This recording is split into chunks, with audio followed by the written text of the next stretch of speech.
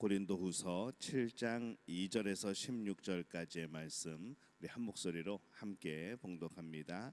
마음으로 우리를 영접하라. 우리는 아무에게도 불의를 행하지 않고 아무에게도 해롭게 하지 않고 아무에게서도 속여 빼앗은 일이 없노라.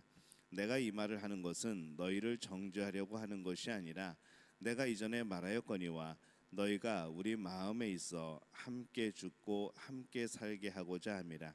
나는 너희를 향하여 담대한 것도 많고 너희를 위하여 자랑하는 것도 많으니 내가 우리의 모든 환난 가운데서도 위로가 가득하고 기쁨이 넘치는도다.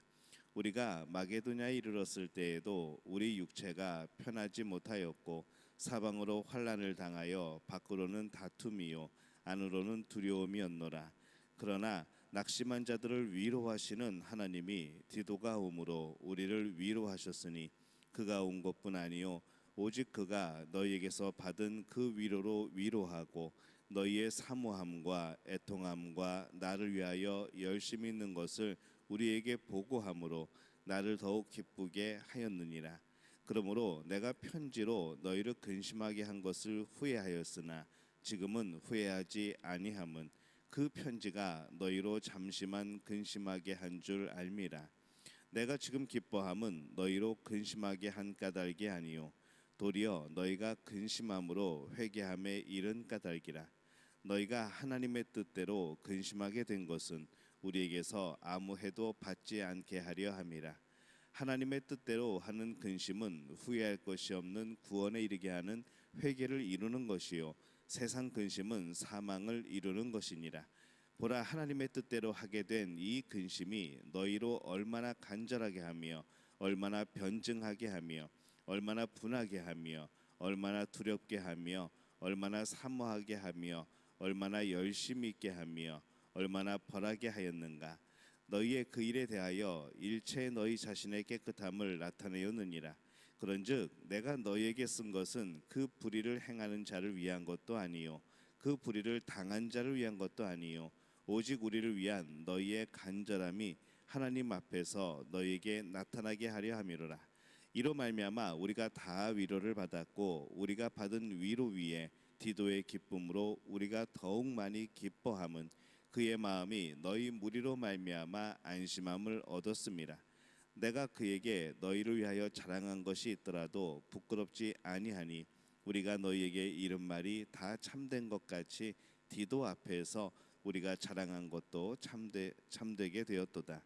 그가 너희 모든 사람들이 두려움과 떨므로 자기를 영접하여 순종한 것을 생각하고 너희를 향하여 그의 심정이 더욱 깊었으니 내가 범사에 너희를 신뢰하게 된 것을 기뻐하노라. 아멘. 할렐루야. 하나님의 은혜가 오늘 새벽에 하루의 첫 시간을 주 앞에 드리는 우리 믿음의 가족들에게 함께 하시기를 예수님의 이름으로 축원합니다. 오늘 말씀은 이 바울이 자신이 당한 근심 또 자신이 고린도 교회에게 안겨주었던 근심에 대해서 오늘 말씀을 나누고 있습니다. 그리고 오늘 우리는 과연 무엇을 근심하며 살아갈 것인가, 우리 이 말씀을 함께 나눠보려고 합니다. 오늘 말씀에는 이 근심에는 두 가지 종류가 있는 것을 봅니다.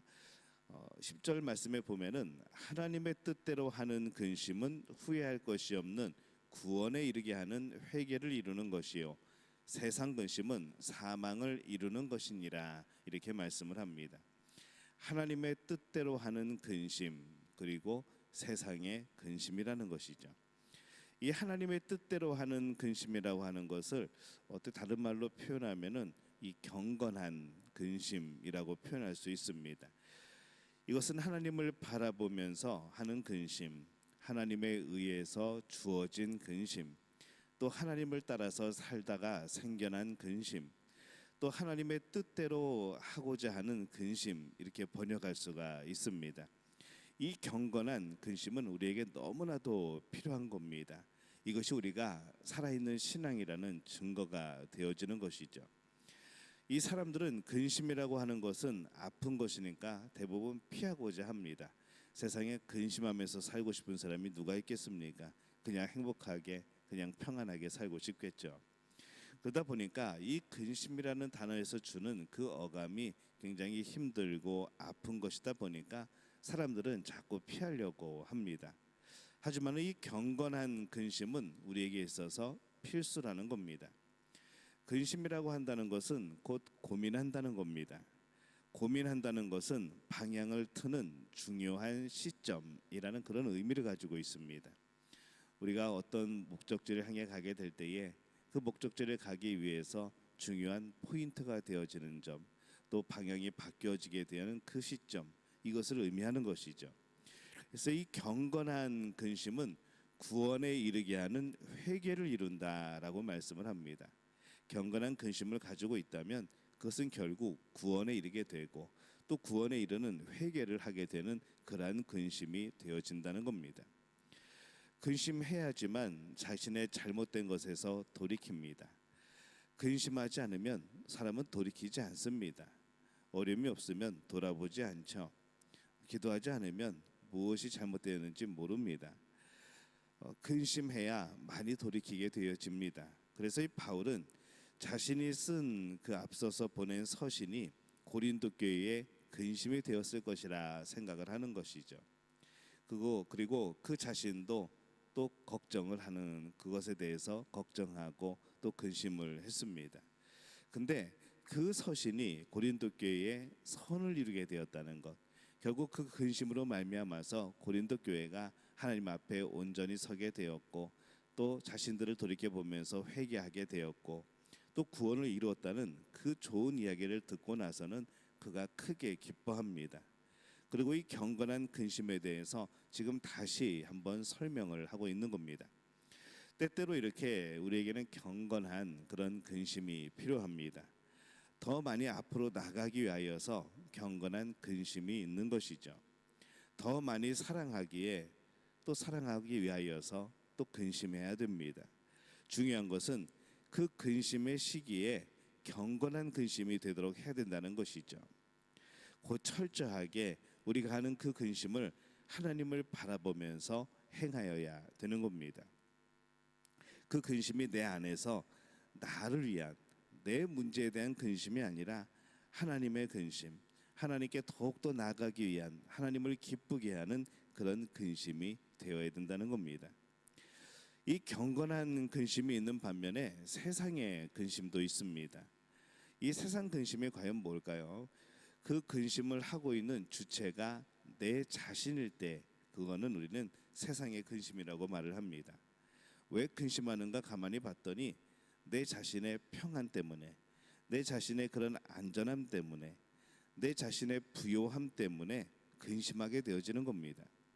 그 근심은 하나님을 바라보는 것이 아니죠. 그 근심 자체를 바라보게 됩니다. 그러다 보니까 근심을 바라보게 되면은 어떻게 될까요? 근심 속에 묻혀버리게 되죠. 근심은 헤쳐나올 방법이 없습니다. 근심이 생겨날 때 하나님을 바라보면 헤쳐나올 방법이 있습니다. 그 근심이 하나님이 주신 근심이라면 헤쳐나올 방법이 있는 것이죠. 하지만은 그 근심 자체가 빠져들게 될 때에 그 안으로 우리가 빠져들게 되면은 우리는 헤쳐나올 방법이 없습니다. 그래서 결국은 그 근심 때문에 하나님의 뜻을 저버리고 하나님을 잃어버리고 하나님과 멀리 떨어지고 결국 이르는 것은 사망이라는 것이죠. 하나님의 뜻이 분명히 무엇인지를 알고 있습니다. 그러나 자신의 근심은 더욱더 커서 하나님의 뜻이 중요한 것이 아니라 당장 내 뜻이 중요한 것이죠. 자신의 근심에만 쌓여 있는 사람들, 결국 그 근심 때문에 아주 어리석은 결정을 하게 되어지고 결국은 죽는다. 성경은 말씀을 합니다. 10절에 이렇게 되어 있습니다. 세상 근심은 사망을 이루는 것이니라. 이렇게 되어 있습니다. 세상 이 경건한 근심은 경건한 결과를 낳죠. 구원을 이루게 되고 회개하게 되고. 하지만 이 세상 근심은 세상의 결과, 죄의 결과, 결국 사망에 이르게 됩니다. 이 경건한 근심하고 세상의 근심은 근심하게 된 이유에서도 차이가 나겠지만은 대부분 근심하면서 내가 무엇을 바라보느냐 여기에 의해서 차이가 생겨나기 시작합니다. 근심하면서 하나님을 바라보고 하나님의 뜻을 바라본다면 그것은 경건한 근심이 되어질 겁니다. 하지만 근심하면서 근심하게 하는 그것만을 바라본다면, 내 자신만을 바라본다면 그것은 세상 근심이 되어버리는 것이죠. 그래서 우리는 근심하는 일이 생겼을 때 우리는 무조건 하나님을 바라봐야 됩니다. 그 일에서 하나님의 뜻이 무엇일까를 생각해야 됩니다. 내 생각이 아니라 하나님의 뜻이 무엇인지를 생각해야 되는 것이죠.